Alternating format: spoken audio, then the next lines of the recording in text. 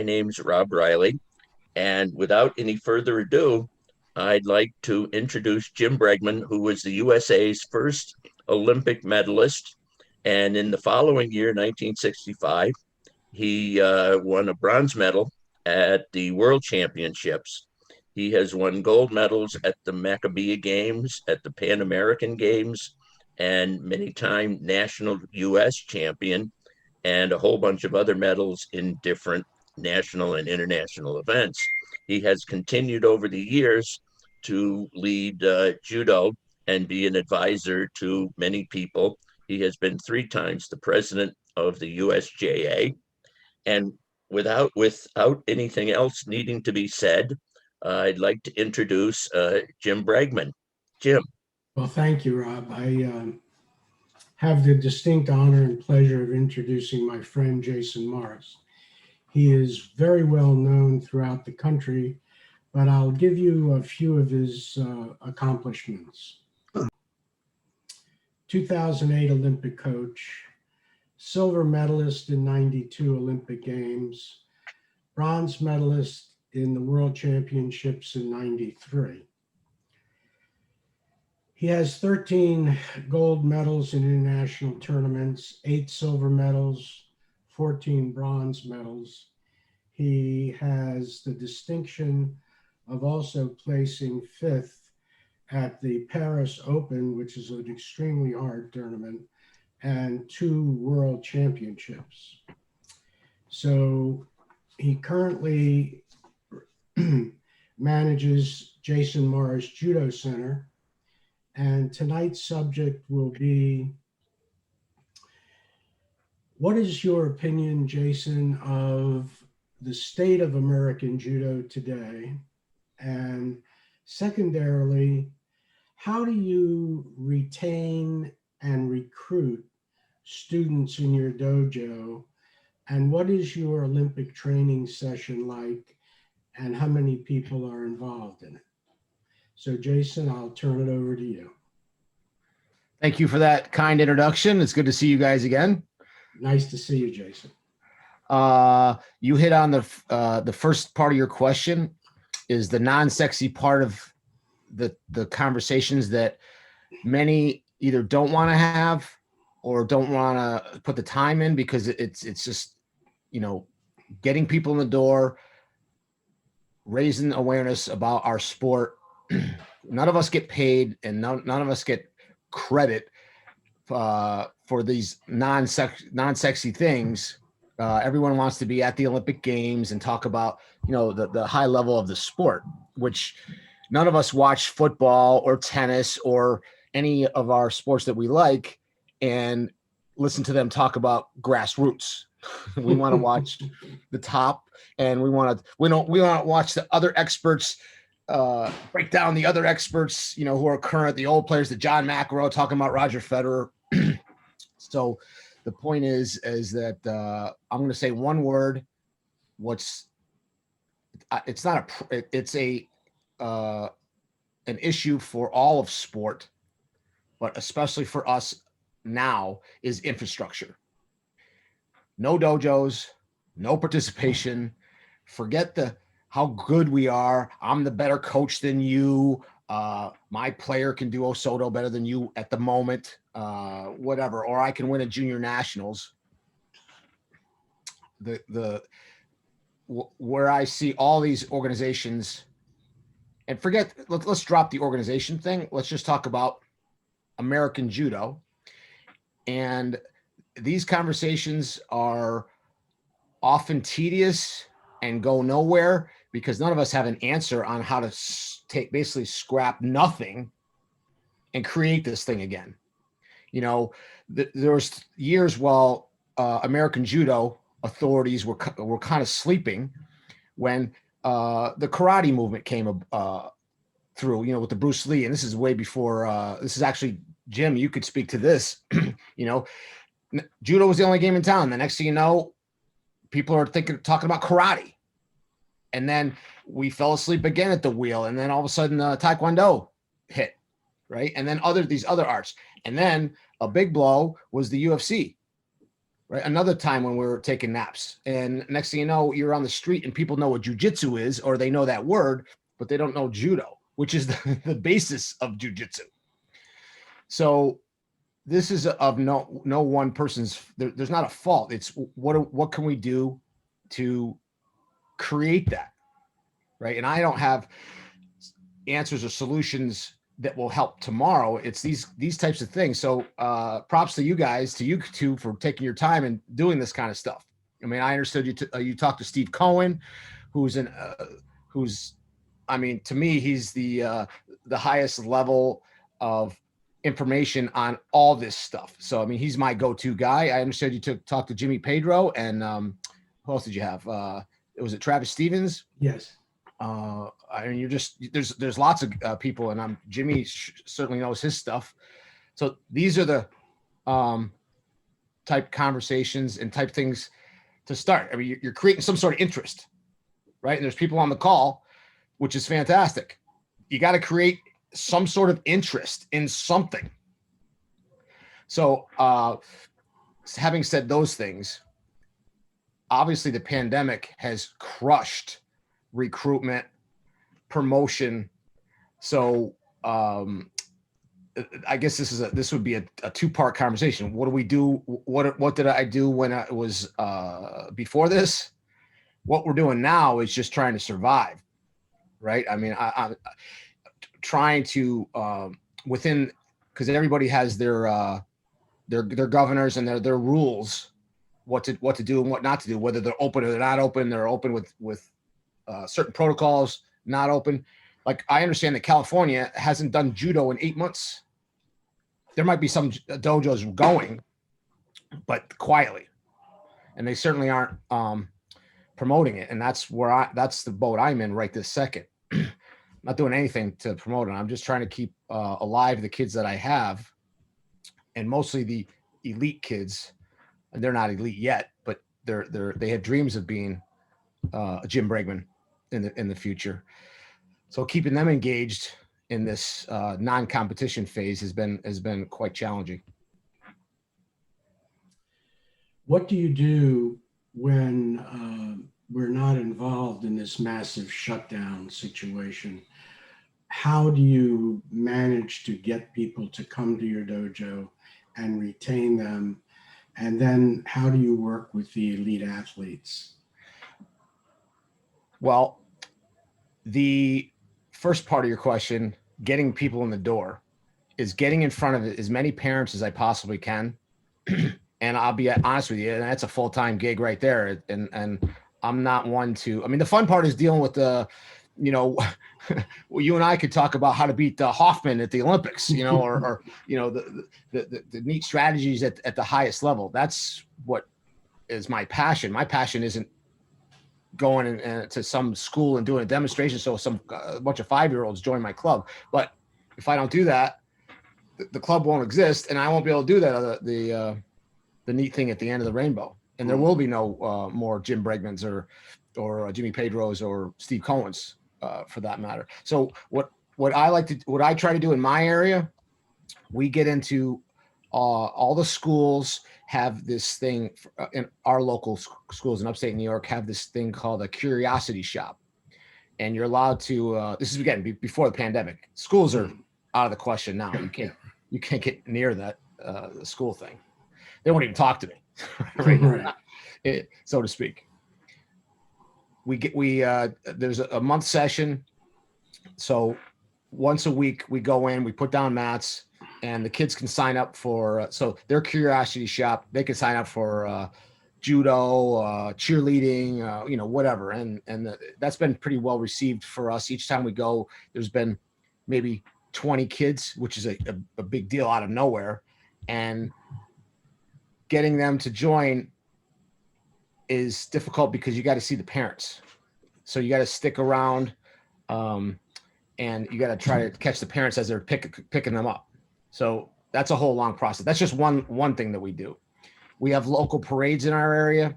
Every once in a while they have a parade, like pick a holiday, and they have trucks, and you can have a little like a booth on wheels. So sometimes we do a judo thing there.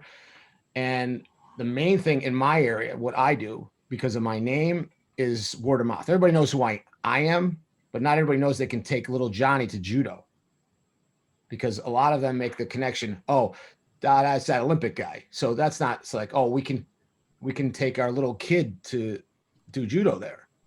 Oh, what's judo?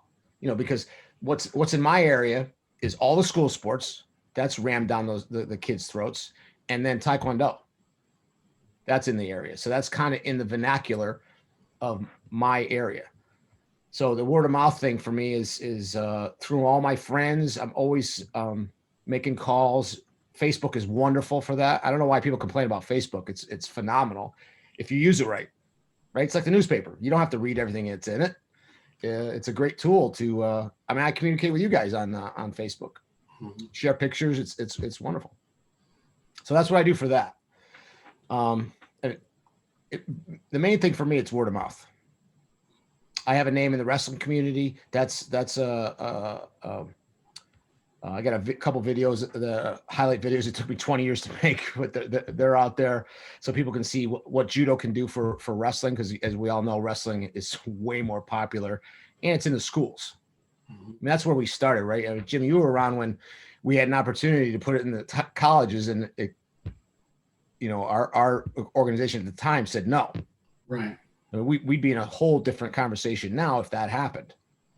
In fact, right. We would have been, in my opinion, we would have been ahead of wrestling, because we had the woman component way earlier than they did. So the colleges would have eaten that up, right? Yes. Dual participation, both men and women. Fantastic. Right. So wrestling's big in my area. The school sports are big in my area, but I can I try to tap into the wrestling thing a little bit. I'm successful very little, because you don't have the school element. Being a high school hero is a huge deal in this country. Huge. It's massive, and I don't blame them. I was one. I mean, being the wrestling star, you get notoriety, you get noticed. It's fun, and it's fun. So that's but obviously, so can judo be a massive amount of fun, especially if you start young and you're in a good program. You get good, you start winning stuff. Winning's fun. But our other challenge is, right, again, the infrastructure. There's no competitions. The wrestling season is locked and loaded and ready to go. So these kids can compete every couple days, no matter what sport it is. Lacrosse, hockey, volleyball. There's competitions. So you can see kind of all of the sport, not on a high level, but you can see, oh, do I want to do this? Oh, okay, maybe I'll go to the local volleyball club and get private instruction, get better. Judo just does not have any of that infrastructure, so that is a huge challenge for all of us forever, mm-hmm. Right? The infrastructure, and this is not anyone's fault. This is a community. I'm as much to blame as you are, Jim. I mean, we all harbor part of the responsibility, let's say. And doing things like this is obviously a huge win. So props again for that, and creating some sort of forum where people care and have a little fun, right.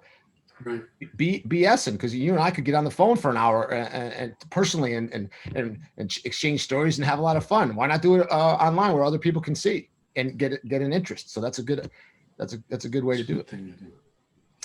So sorry, go ahead. Well, steer me in the direction you were. Okay, the next situation was your up and coming athletes that aspire to be national and international talent. Well, so it is what it is. I'm not getting a Jim Bregman walking through the door, or someone who usually the kid that walks through the door has been doing judo at their local club at the Y or something, has no idea of the workload, has no idea about a lot of the game. They barely know the game. They barely know, and how are they supposed to, right? Again, it's not in the schools. They don't know who anybody is. They walk through my door. And the first thing we see is if they can handle the workload. Now at my dojo, we do a ton of judo.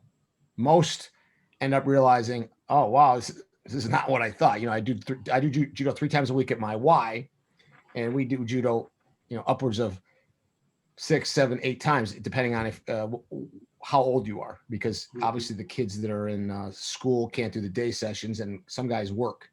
But a lot of my kids do all the sessions, and the first thing is the workload. Forget the techniques, because they come with not a lot of it's not talent. It's not a lot of game to start with. Nobody is coming to me like Baker Mayfield or Tom Brady or these guys that come out of college who are pretty ready to. They're pro ready, right? Right. These kids are not pro ready, and being on the tour for us doesn't mean you're pro ready. Just because I can be in the same building as Yamashita doesn't mean I'm Yamashita. But we fall into that unfortunate trap often as coaches, as players, as administrators. Just because we're in the same building doesn't mean that we're Larry Bird. No, there's a huge gap there. So that's the workload is the main thing when these kids come. And that includes, the workload includes basic fundamentals. I'm huge on the fundamentals, basic judo. Jim, you've seen me operate. I mean, you got to have your basic, your hands in the right place. You got to know if you're right or left, basic stuff, which a lot of kids don't know. Most kids actually come, this will be shocking to you, but most kids come here, they don't realize if they're fighting a righty or a lefty. What? Are you kidding? But that's what happens. Right. They don't know because their coaches don't know. Right. The coaches teach, some things, and then they just go out and compete, and the kid creates whatever they can to try and win those matches at the time.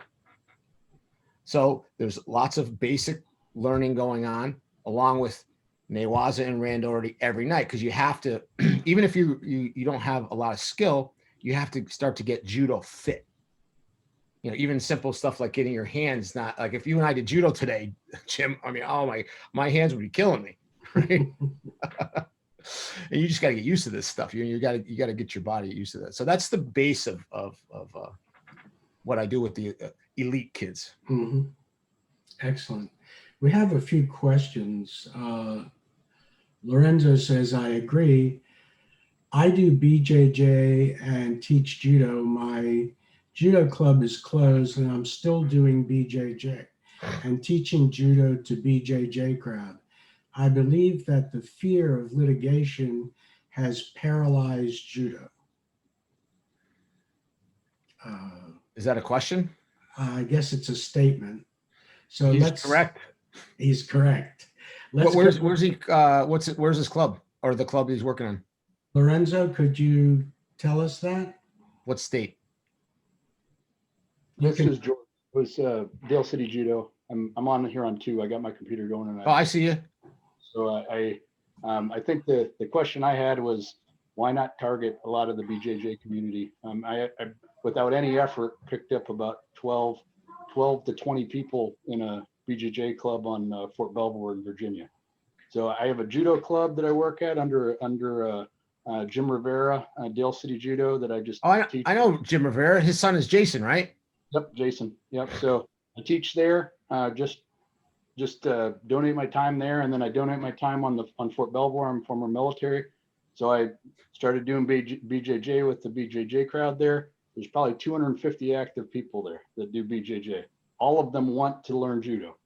So without any effort, I picked up anywhere from an active 12 to 20 folks that are now registered, and I haven't even put any effort in other than saying, hey, I'm willing to teach you guys.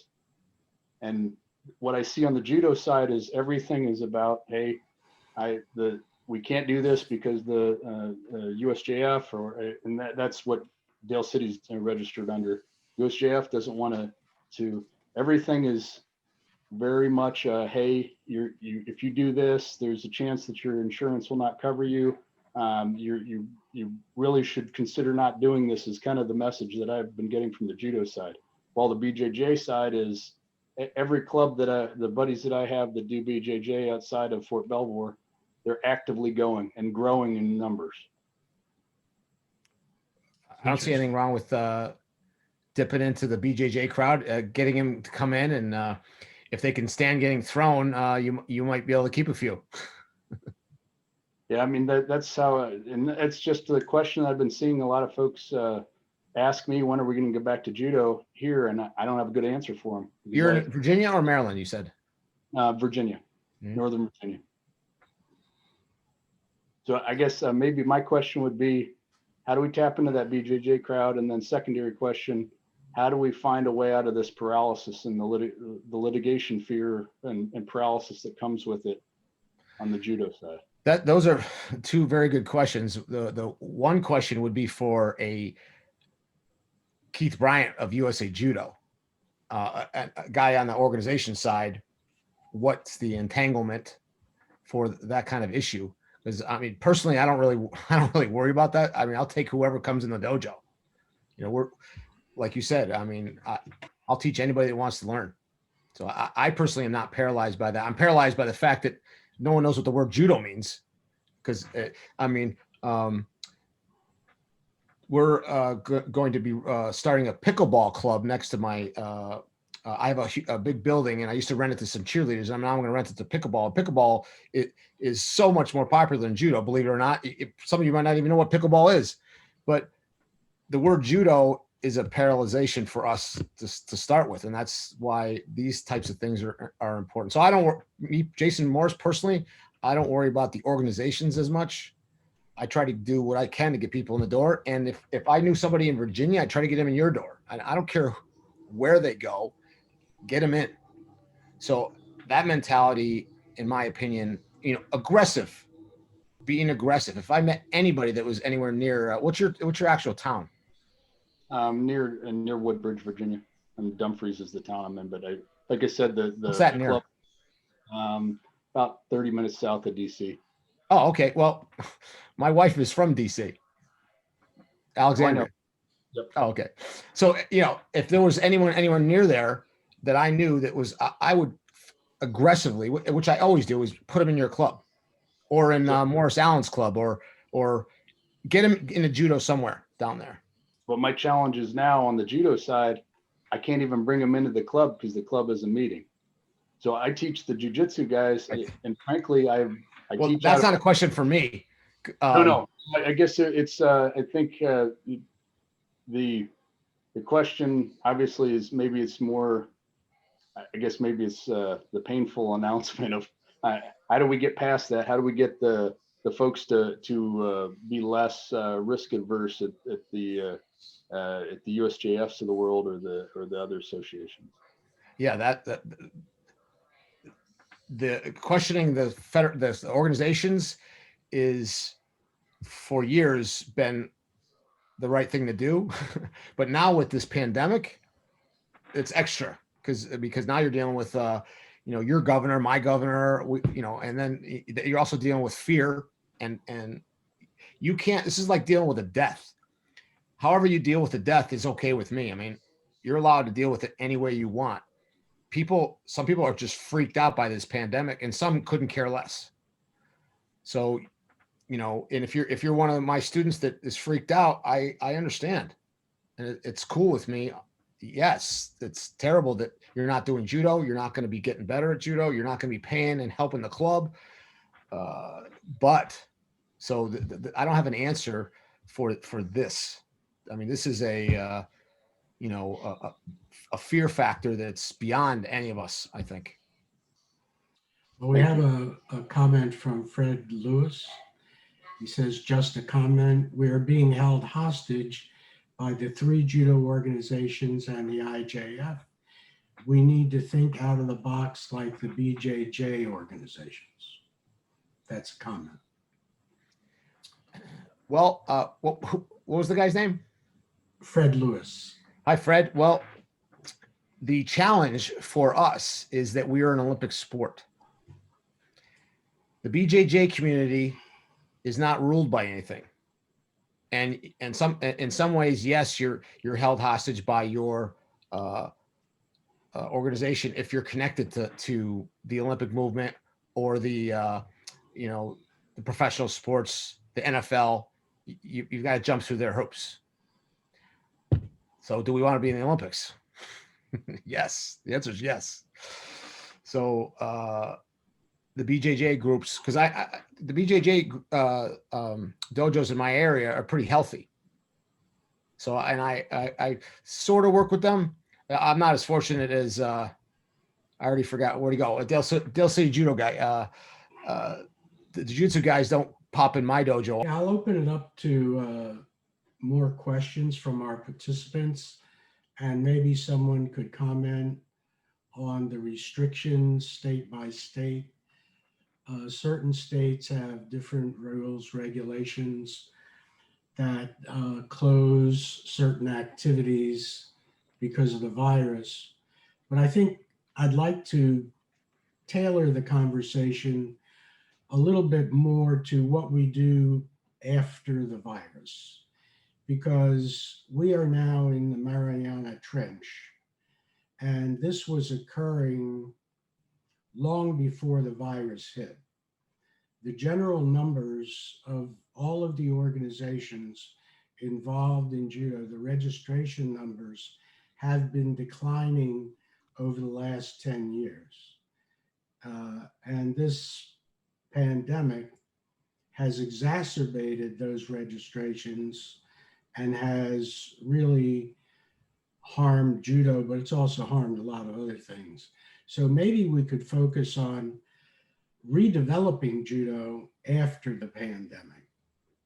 If anyone in the audience has any ideas or questions, I'd be glad to entertain them and have Jason discuss them.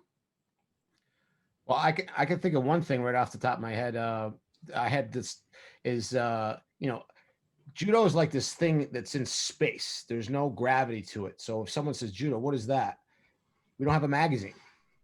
How can you have a national governing body without a magazine? How is that possible? I mean, I'm a member of the USTA. That's the tennis American Tennis Association. Why? Because so I can get the magazine. I love reading my magazine. I have a comment to make, Jason. Sure, go ahead. There was a time when we all had magazines in judo. And maybe your observation is that without the magazine or without any communication, we don't know anything that's going on in the neighboring next door. Anything. We don't know anything. So maybe one place to start, and Lorenzo Menzel says marketing. So one of the ways to start marketing this thing would be to encourage the people that are already members by providing them an online magazine. So now this discussion has come up in every single discussion we've had. The magazine thing and the lack of communication from all of the organizations. 100%. I mean, but I will go a step further, Jim, and tell you the online thing is not the way to go. You got to have a physical copy. Okay. There has to be magazines in the dojos. Now, whether it's, once or twice a year, there's got to be a physical thing. That's what we had. Yeah, but not really. I mean, the only real magazine we had was what I did. The magazines in the past were kind of antiquated. I mean, they didn't look like Sports Illustrated. I brought that to the forefront. But even then, yeah. So the fact that you had a Judo Illustrated or things that you would even remember, right.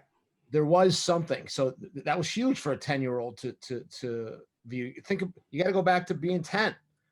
Right. I love Sports Illustrated. I love looking at Mike Swain in the magazine, no matter how bad the magazine was. I mean, the physical copy, because especially now, and I'll tell you a funny quick story. One of my students came in, I texted him, and he didn't even respond properly to my text, which was 4 lines. Why? Because no one's reading online magazines. No one's reading. They just read the headline and move on. The physical copy has to get you interested. And then if you get interested, you'll get on a Zoom call like this, or you'll watch this, or creating fandom starts with a physical copy of a magazine. That's my opinion. Okay, we have a hand raised, and I don't know how to respond. John has a question or a comment. Hi, John. Can you unmute yourself? Jason, Hi. we met at the New York State Judo Championships last year. How you Thanks doing? for coming down. Good. You know, this is going to sound, this kind of marketing, but you wrestled. My son wrestled. My son goes to a tournament out in Ohio. I get a call at 9 a.m. Pops, they're selling singlets here. Should I buy a penguin one, a rhino one, or a kangaroo one? And I say, you waking me up at 9 a.m? And this is going to sound dumb, but I think BJJ, you know why they do good too? All these freaking geese. They look like the NASCAR, the colors and everything. Kids love stuff. I think we need to expand from the traditional white and blue, and we got to have colored geese or whatever it is. It attracts kids. And when we get kids to our dojo, they all want to buy the blue gi. That's my comment in a marketing way.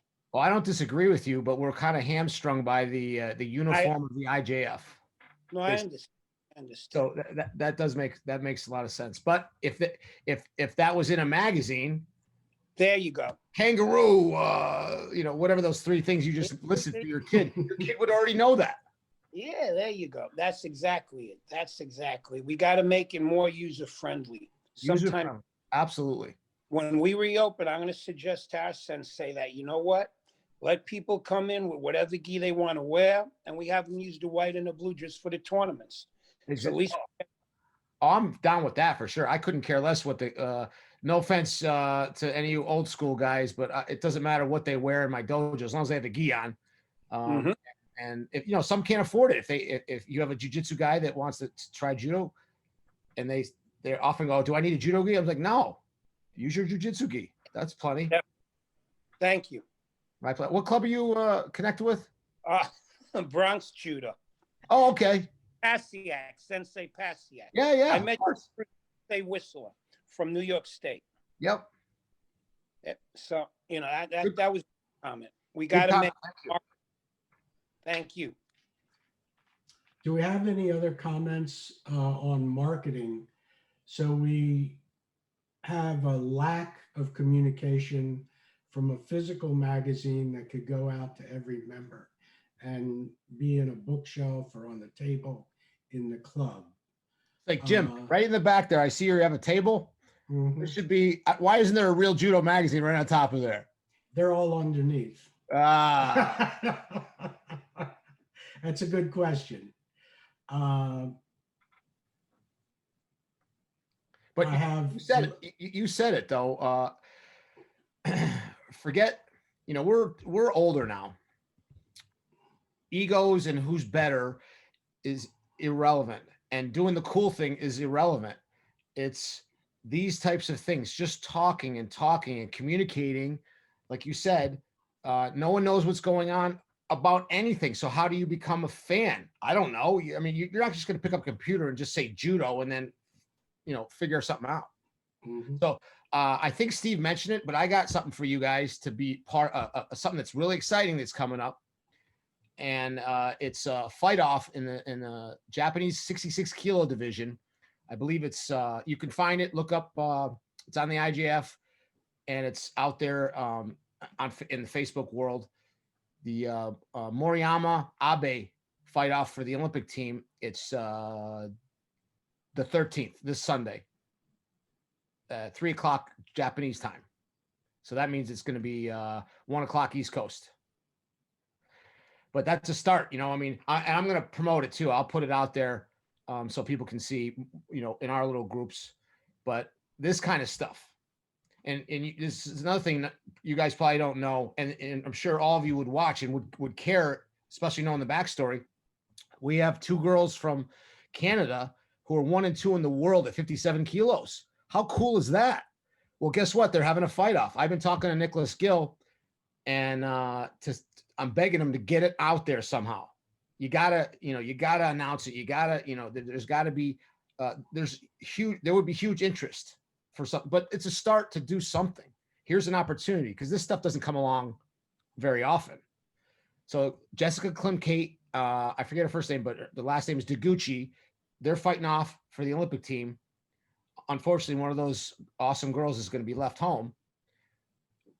And it's a two out of three fight off. How cool would it be to watch, just like if we were watching the NFL, watch announcers, Jim Bregman and George Harris announcing that match? How cool would that be? No, we need more. So that's coming up. No, I don't know when that's coming up. I'm communicating with Nicholas to, they don't have any money either because of the COVID. Right. So, stuff like that, unfortunately, costs money. Right. But, it doesn't cost a lot of money to have somebody sitting on the sidelines filming it and throwing it up online. That's exactly right. And it doesn't have to be professional. Right. Let us know when that match will come, and if you can coordinate someone with an iPhone to film the thing and put it up on YouTube, that would be terrific. But I'm sure the Japanese one's going to be done. Oh yeah, that's out there. Yeah. But how cool is that? That it's just that's a start. But, and no offense to any, creating interest doesn't mean Americans. You got to create. Look, I follow tennis. My favorite player is Roger Federer. He's not from the States. So, and all these UFC fights, a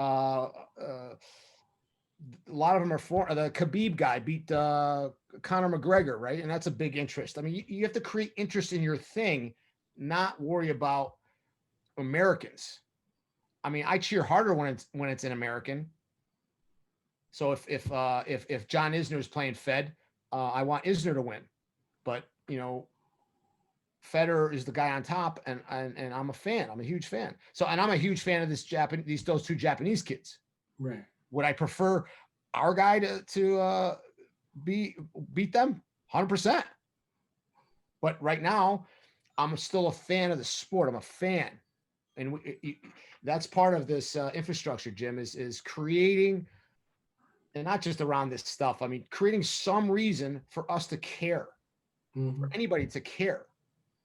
If kids knew about this and they watched that Abe Moriyama match, they would start investigating more. I mean, what's more fun than becoming a fan of something? You get your first Kiss record, or your first, back in your day, it was whatever, Elvis Presley. And then, I got this one record. Now I'm going to go to the store and get another one. And you read you become a fan. There's nothing more fun than that. And that's being part of life. And it doesn't matter how old you are. So we can all become, it's never too late to have these conversations.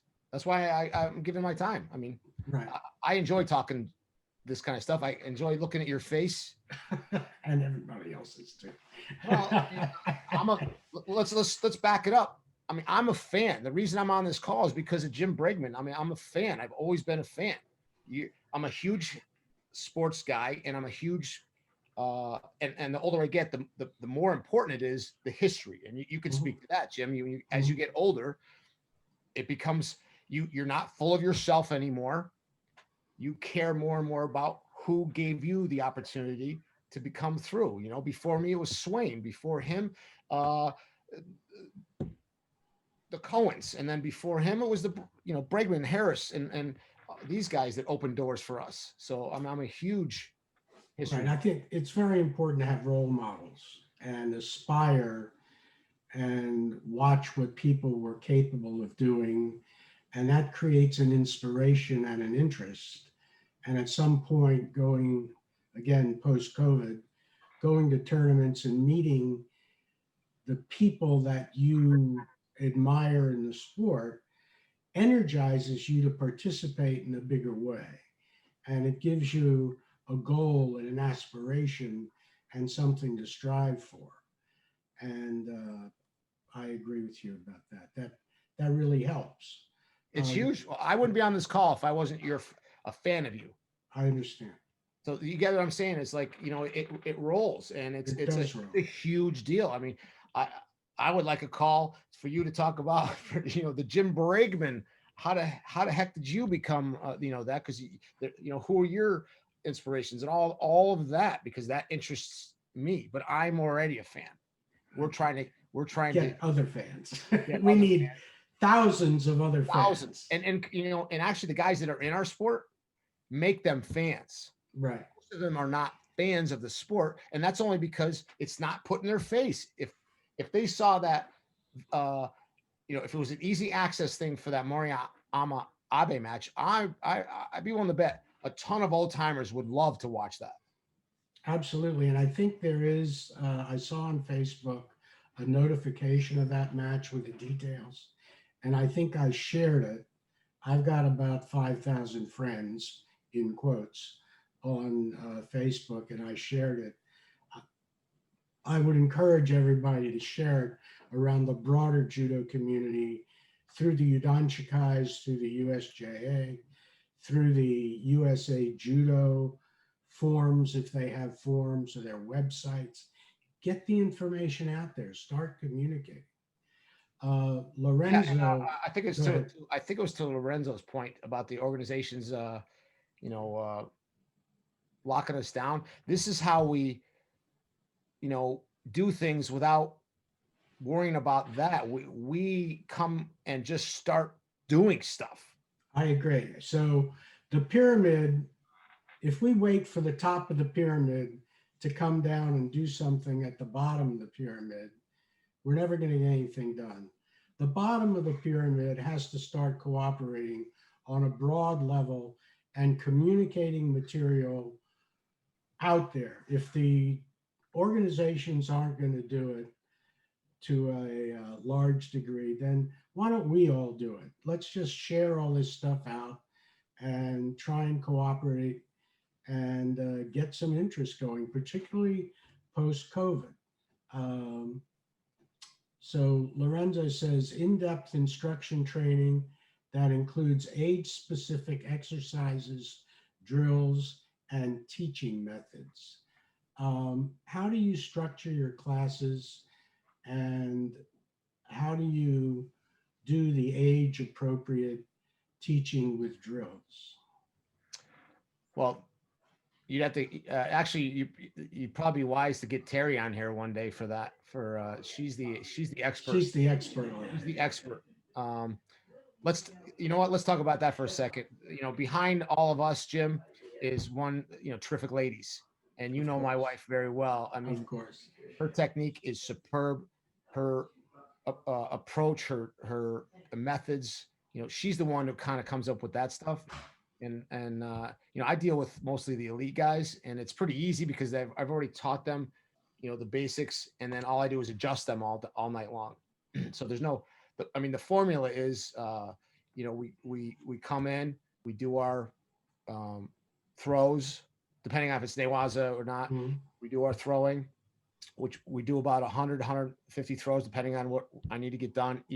I give each kid their own set of throws, depending on it's very detailed because each kid has different abilities, different levels. It's very, unfortunately, it's very convoluted. I wish I could just say, okay, everybody Osoto, and they've already had a perfect Osoto, right on right Osoto. Let's do that. No, unfortunately, there's just not enough. Okay, Yeah, I'd would like you- to get to the.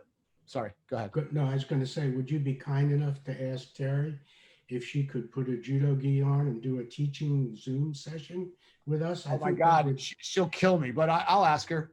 Okay, please ask her. I think that would be a That's terrific kind of session. neat. That's a good idea. I think that's a good idea.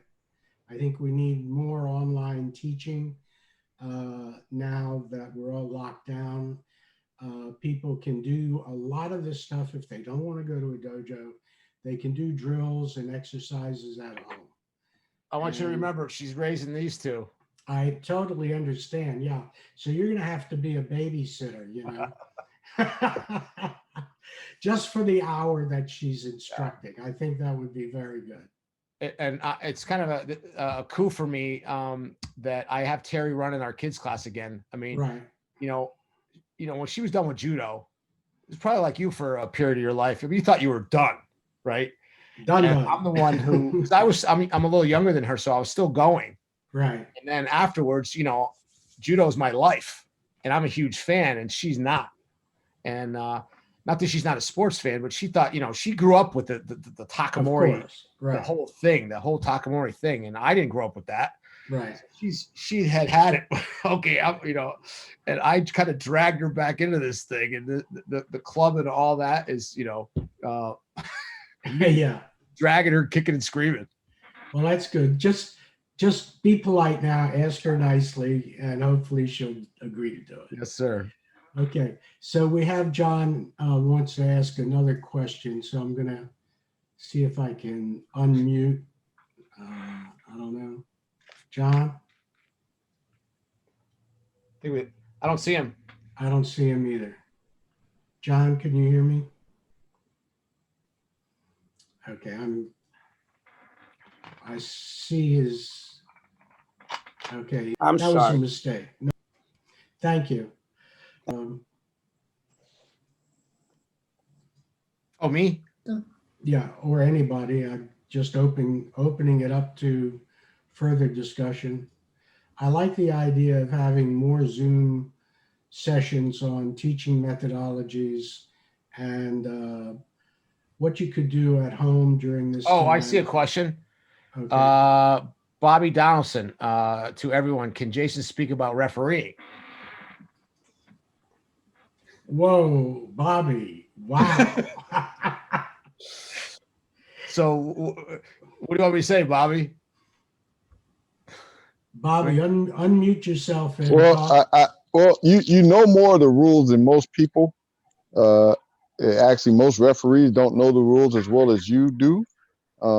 So, can you talk about what you know about it and why coaches and people that own dojos really need to know the rules like you do?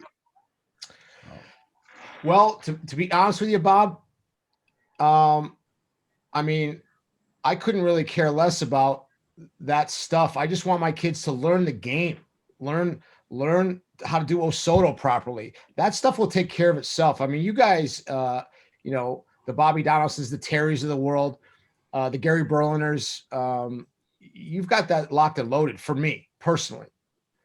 I'm so concerned with having my kids learn how to do judo properly. The rule thing isn't important to me personally until we're a factor at the world level. Getting it down, because the rules do change, and you obviously have to know basic rules, but I feel comfortable personally with the referees that exist, and in general, and I understand where you're going, Bobby. But me personally, that I so don't concentrate on that, because you got this, man. You're all good. So, Bobby, where's your next trip? I haven't been told when my next trip is, so let COVID handle first, and let me get a vaccine first. Okay, good. Bobby is a renowned international referee who gets invited to referee the highest levels of international competition, and he knows the rules inside and out. Well, I know it frustrates guys like Bobby that in general, the coaches don't take efforts to know the rules, but that starts, Bobby, from the fandom that I was talking about. I mean, these people have to be more involved in the game. And part of it's the rules, but no one watching football is scouring the rules at first. You got to become interested in it. And then, our or Jason's goal, my goal is just get him interested, get him watching me and Jim BSing. Oh, okay. Oh, maybe I'll watch that match. Oh, gee, I wonder why that happened. Right. Even some of these club coaches. Moriyama, shouldn't he get a stalling? And then they'll start investigating. And then bingo, you got yourself somebody engaged. And that's how hopefully things can, turn around a little bit. Mm-hmm. You're always going to have egos, and you're always going to have guys who think and gals who think they know just because they're in the game.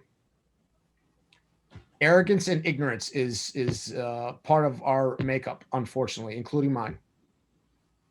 If you can Yeah, step but one of past, the things, go Jason, ahead, one of Bobby. the things I wanted people to know is sometimes when I'm not sure of the fight, who do I call? I call you and ask you a question. Oh, that's Hey, true. look at Thank you. this. Because I actually use coaches to teach me, particularly when there's a part of the fight game that I don't always understand, but I'm, required to know it. Mhm. So Well, it's and that's why you're critical. such a good ref, dude. I mean, that's the whole point. And I have a referee in my backyard. I mean, Terry's in my opinion, the best referee the U.S. has ever produced. So if I have a question, I ask her, and she usually tells me to get lost. Hey, that's normal. But yeah, that's why you're good, Bobby. I mean, you flush your arrogance and ego down the toilet to get better, and now you are who you are, and you're a massively valuable piece of our community, which is also important. The referees are we can't do terms without refs. Right. And one of the things that this conversation highlights is, as Bobby said, if you have a question, ask somebody, communicate to somebody, ask questions, throw ideas back and forth, uh, get on a phone and talk to your buddy about what happened in that match. How did that work out? Why did that guy call that way when this guy objected to the call? Uh, these kind of discussions are very valuable. It goes that Jim. That goes right back to your beginning about communication. Right, More of it is better than less. right, But we have to lead by example, right. especially someone like me who's still in the game and who's known for being arrogant. Whether that's misshaped from watching me play or whatever. But I ask all the time. I shelve my ego all the time. I feel like I don't have much of one left, but that's helped me become a better coach. Right. I talk to Bobby all the time about stuff and right. you know. We have two observations. Michael Harrison says, Yang Jin Chung School is a great school for people of all ages, and it's located in Springboro, Ohio. Steve Schwab is a main instructor who holds a Godan in Judo. And then Lorenzo says, we need a program to teach the teachers. A listing of good instructors is a stat, but somehow this great teacher knowledge has to be promulgated. I have advice for Lorenzo, like Bobby before him was saying. So to wait for a program to come down from any source takes years, and who knows that if that program's any good. If USA Judo spits out some thing, who's to say that's any good, or any of these organizations. I would marry myself up with a guy like myself. We're available. Exchange ideas with me. I'll take your call. For example, Steve Cohen.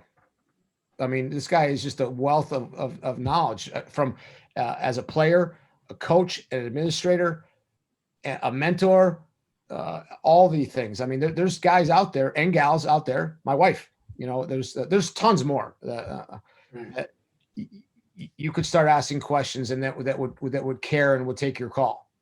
I would do that. I would do that personally. You start digging to try, because you want to try to create something now, today, not wait for anything coming from an organization.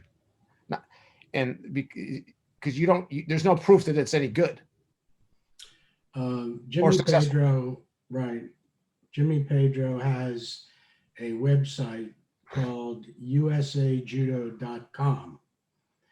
And there are, I think, some free lessons there. But you might want to check that website out because the demonstrations that he gives are extremely good, along with Travis Stevens. And I think you can get access to some of those for free. And then if you want to go further, you can join for a certain fee. But that would be another good source of many sources throughout the country. Russ Shear says, how much motivation are you able to generate in your normal classes by having resident elite athletes in your program? Tell them to expand on that question. Russ, could you unmute yourself and ask the question and expand on it? Yeah, I was wondering. Hi, Russ. Hi, Jason. Good to see you. Other than on the top of the magazine again. But You see, he's got a magazine. Yes. Punches All right. Good job, Russ.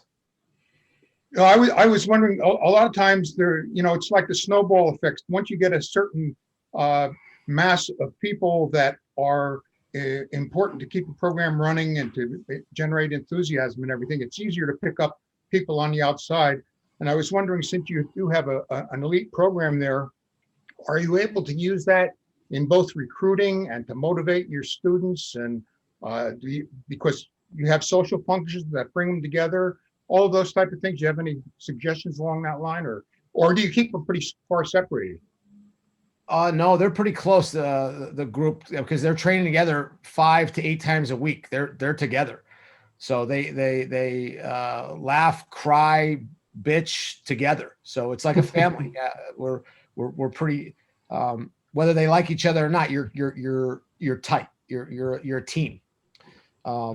And I don't mean like you're together, so that's your team, basically, because you all need each other. And as you know, as a dojo, there's not a ton of partners all the time, so you need each other. So the kids that get through the workload part for us are very motivated, and they just keep coming with the questions, and I keep feeding them little bits and pieces because we're always learning. So there's a lot of kids that you can't teach everything at 20, right? Eventually the 22 comes this, then 24 comes this other thing. And they just keep getting more and more excited because the better they get and the more involved they get, that creates the, what you were talking about is the motivation and the excitement about it. But I can't get them to that level if I can't keep them in the dojo for, more than 6 months. So that is a great question and a huge challenge on all, whether it's elite, medium, the kids, figuring out ways to keep them motivated. Now, and every town is different. Every secular group that you end up grabbing here and there is different. And so, where you are, there's going to be different levels of people with money, no money, medium monies. There's all kinds of factors that go into keeping a kid motivated. Yeah, I know one of the things that I had talked to Steve about previously, Steve Cohen, it was the synergism you can build within a club by events actually outside of judo, picnics, parties. And one of the things in the past that we used to be very successful at was traveling together as a group. And of course, I had some changes in lifestyle and all sorts of stuff like that. Got married, so a lot of my freedom to do things was cut back a bit. But I don't know how many clubs now are actually packing up bunches of people in 3 or 4 vans. And I remember Lenny LeBlanc used to have a couple of Winnebagos that he'd cart 50 people around the country. And I think a lot of that really helped build that family spirit. And I was wondering if you found, or anybody else has found, newer ways to do that, because it's a little more difficult now to just pack 10 kids in a van and go someplace with them. That's probably not a good thing to do at this point in time, because society has changed and a lot of other things. But are there newer techniques that you found successful in getting that group feeling together? Well, I mean, the internet has been the big change. So engaging those kids to watch the matches, watch their. So a thing that you can do that I do that helps keep them engaged is, for example, if we do a tournament and the kids compete, they're required to give me a whole write-up of how they felt like they've performed, what was their headspace, what techniques happened. Give me a detailed rundown of the match, and I want it written. And this not for me. I know I can watch and see what happened. This is for them to get it from their head and think about it, and then they start engaging.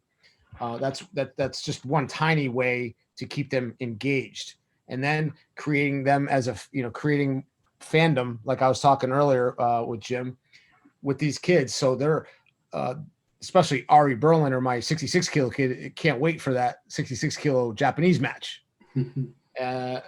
So he's a fan. He's become a fan. He wasn't when he came. He knew nothing, zero, about the rest of the world.